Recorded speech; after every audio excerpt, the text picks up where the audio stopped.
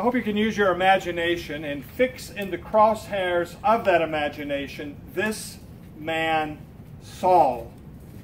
We talked about how Samuel became the prophet. We talked about how Saul was chosen as a king. But let's think about this man. God had given him a generous frame. He was a head and shoulders taller than anyone else in Israel. Now that said a lot. Most Israelites were probably about 5'5", 5'6". He was taller, a little bit taller maybe than I am. A head and shoulders taller than the average Israelite in that day. He was born into a historic tribe, the tribe of Benjamin, which were the descendants of the youngest son of Jacob and the younger brother of Joseph, Benjamin. He was born into a wealthy family, a prominent family in the community.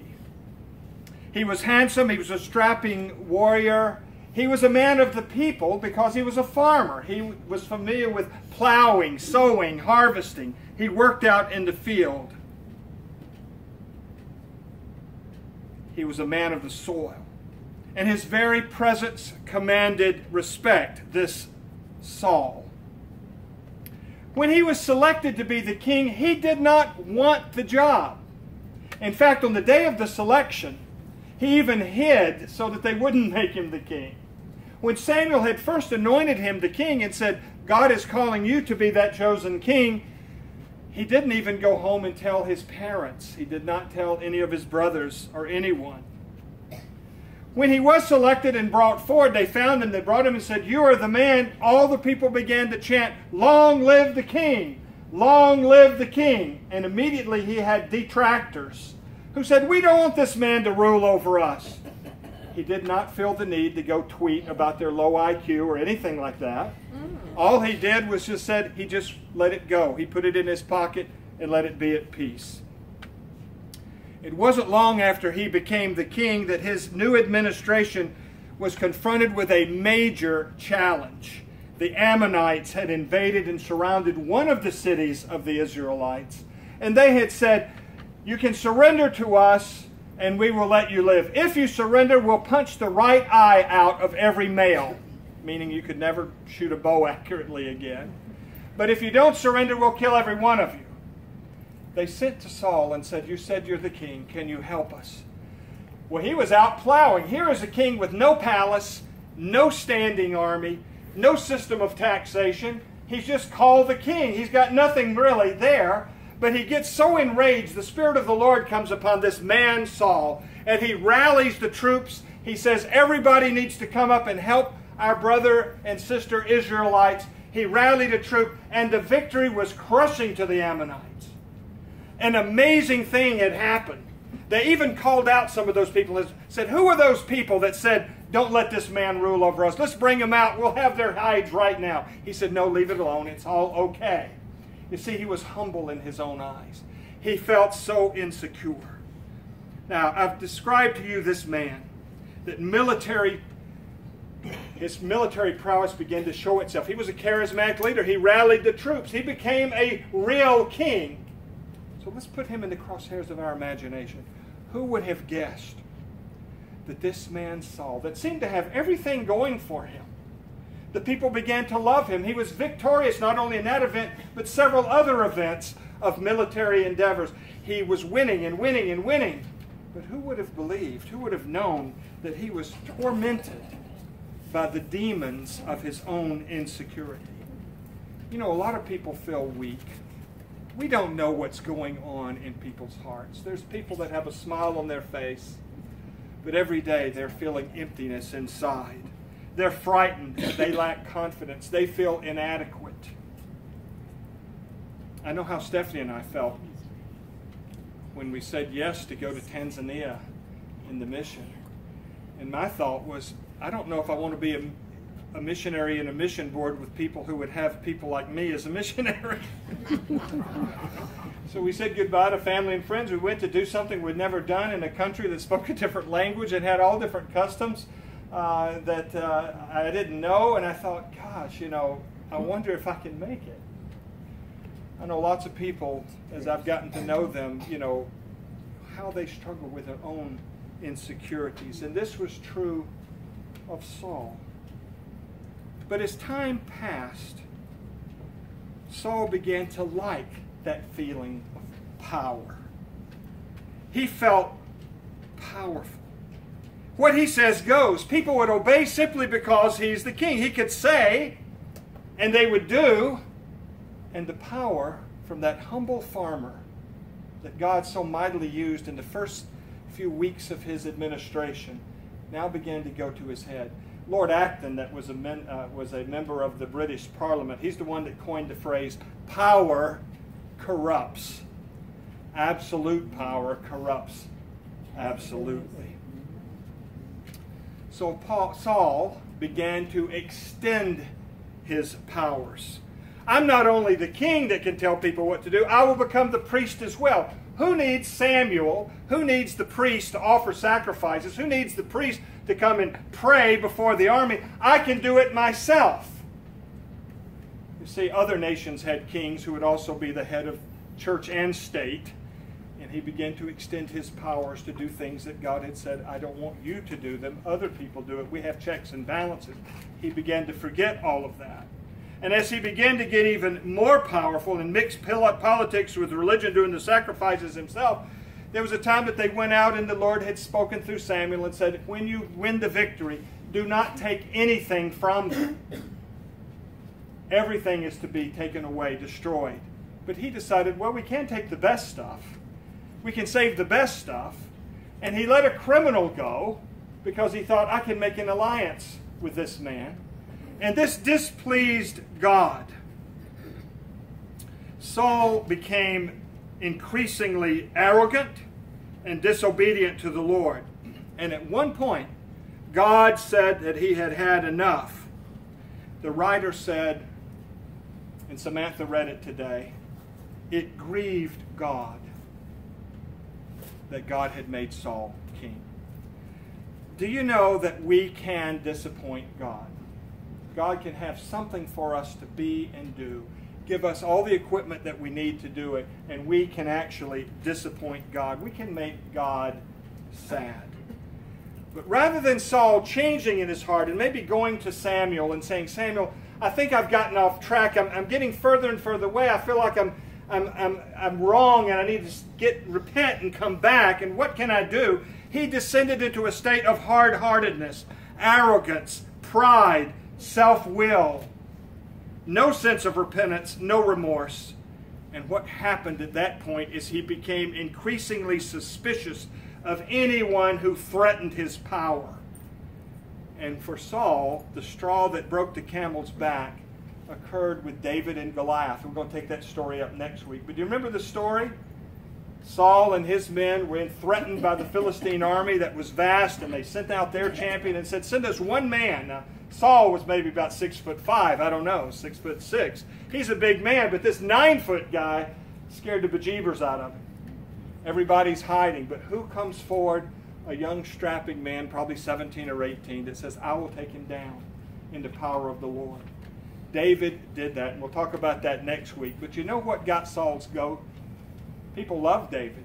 People loved Saul. People loved David because he was effective. The soldiers gravitated toward him. He did good things. But when the women were singing a praise song, and they were saying, the Lord has given victory. Saul has killed his thousands, but David his 10,000s. And a dark shadow passed over Saul's face when he said, why are they saying that David killed 10,000? They're only saying, I kill thousands. Jealousy, a little root of bitterness and jealousy was in his heart. And then he began to go insane with jealousy. He began to make bad military decisions. And you'll do what I said because I said so. In fact, he sends the men out. They're having a great victory. So what does he do? He says, I'm going to call a fast. Well, you don't call a fast in the middle of a military campaign. So the guys get weak. They can't fight anymore. They don't have enough water. They don't have enough food to eat. Saul said, but I said so. And let somebody die because they do this. Well, this is what happens. He didn't seek help. He isolated himself. He attacked the very people that were closest to himself because he thought of them as a threat. And Saul began to place God on the back burner. In today's jargon, we'd say Saul suffered a faith crisis, but he handled it poorly. He let it issue in a hard heart. So God whispered to Samuel, "It's time to select a new king. I'm rejecting Saul's kingship. He's not following me. I'm rejecting it." So the story that was read today is Samuel was directed by the Lord to go to little Bethlehem, to the house of Jesse, and bring up each one of his sons and see which one God had selected. Each one looked good. The older son said, "No, not him." The next son, "Not him." The next son, "Not him." And what God said, and this is what I want to put in our minds today, when God stopped Samuel and said, "Do not consider his appearance or his height, for I have rejected him." The Lord does not look at the things people look at. Now get this line. People look at the outward appearance, but the Lord looks at the heart. Now that's the message. They finally said, well, he said, "There's 7 sons here. Is this it?" I said, "Well, there is one that we didn't think was, he's out. He's the youngest. He's the one keeping the sheep." And in they bring David, and that's the one. Number 8, the baby of the family. God selected David because, as it says in different places in the scripture, David, young David, the shepherd boy, was after God's own heart, a man after God's own heart. You see, David had been on the hillsides training as a shepherd, caring for the sheep, using his slingshot. He was a warrior, but not with a spear and a sword and armor. He was one who was willing to take on a lion and a bear to save the sheep. He's the one who could also play the lyre. He was a rock star in his day. He could write songs. And he is the one that coined the song, "The Lord is my shepherd. He makes me lie down in green pastures. Yea, though I walk through the valley of the shadow of death, I fear no evil. Thou art with me. You prepare a table before me in the presence of my enemies. Surely goodness and mercy will follow me all the days of my life." He's the one that coined those words that we say over and over again, because he had caught insight into God's heart, that God cares for people, and God doesn't look at the outward appearance, but God looks at the heart. The heart was the problem with Saul. Proverbs 4:24 says it this way in the King James Bible: "Keep your heart with all diligence, for out of it are the issues of life." Now, brothers and sisters, we all go through faith struggles and faith crises. I'm a minister. I've been preaching for 42 years, and I struggle with my faith. I struggle with my faith. I have doubts about things. I wonder, this can't be true. Or is this whole thing made up? You know? We all go through faith crises. The question is, give diligence to keep thine heart, for out of it flow the issues of real life. God did not judge Saul because he made a bad military decision. It's because he began to harden his heart against God. I talked to Claire. Everybody knows and loves Claire. I asked her permission to talk about this, and she said, "Yeah, this is the way it was." And she went into detail about the story. She was a Christian, very naive in a way, went to Afghanistan, thrust immediately into a combat situation. Loved ones dying. They were interfacing with the Karzai administration over there and realized how corrupt the thing was, how hard many of our soldiers were trying to bring peace. And then she said there were 2 things that made her go through an immediate faith crisis. She had been put in as a chaplain. She was not a trained chaplain, but they knew she was a Christian.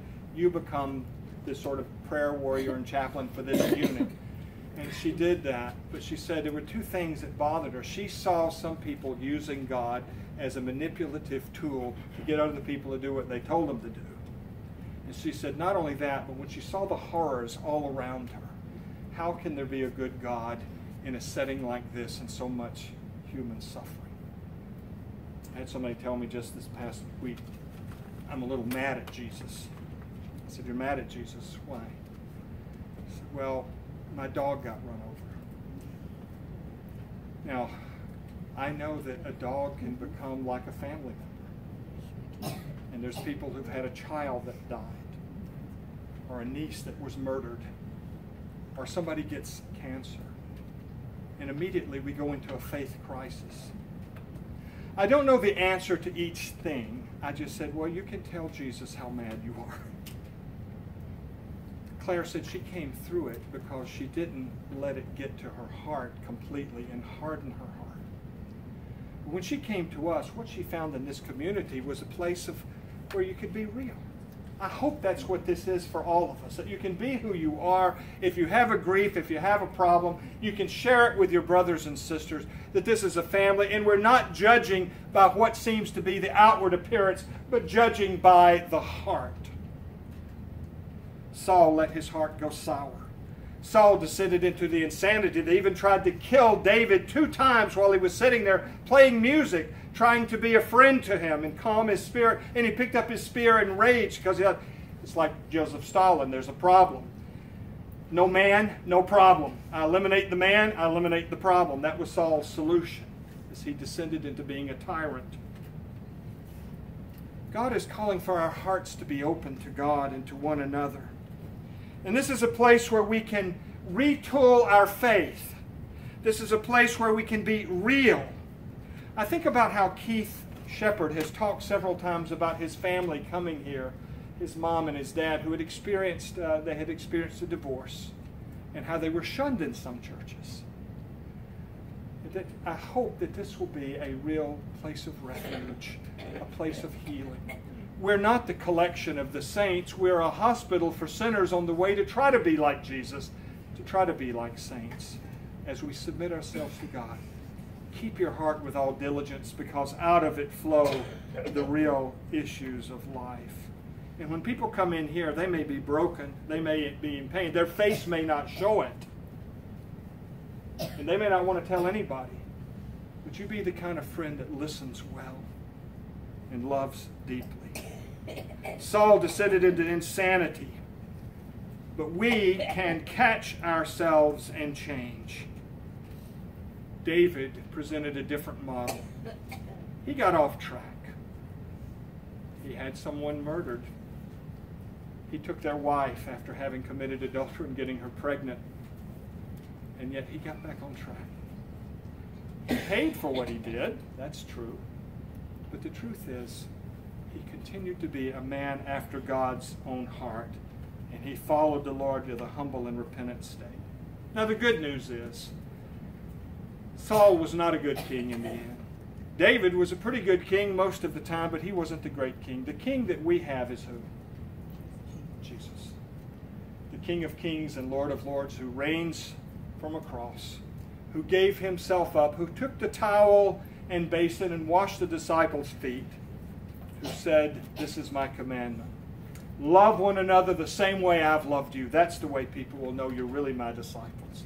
Jesus said, don't judge just by the appearance. Judge a righteous and good judgment. Or in the words of God to Samuel, don't look at the appearance.